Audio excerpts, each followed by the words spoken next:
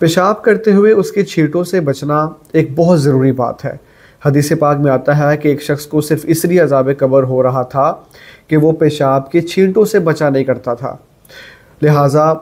Urine پاس کرتے ہوئے ہمیں اس کی چھینٹوں سے بچنا ہے، لیکن یاد رہے یہ بچنا اتنا ہی ہے جتنا ہمارے قدرت و اختیار میں ہے۔ لہٰذا پیشاب کی وہ چھینٹیں جو بہت باریک ہوتی ہیں، سوئی کے سر کے برابر، انویزیبل ٹائپ جو بچھار ہمیں محسوس ہوتی ہے، ان چھینٹوں کے بارے میں علماء کرام کا رخصت کا فتویٰ ہے، کیونکہ ایسی چھینٹوں سے بھی بچنا تقریباً ناممکن ہے۔ اس لیے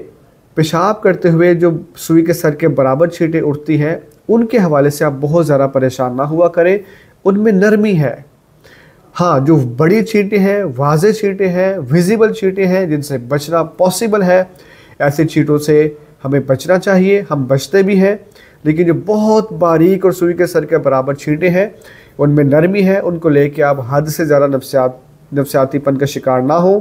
ان کو لے کے حد سے زیادہ گہرائی میں نہ جائیں، کیونکہ آپ کا ان کو گہرائی میں لے کر جانا آپ کو ایک مرض کا شکار کر سکتا ہے، ذہنی مرض میں مبتلا کر سکتا ہے، OCD کا شکار کر سکتا ہے، اور ایک ایسا سفر شروع ہو جائے گا کہ جس سے واپس لوٹنا آپ کے لیے مشکل ہو جائے گا۔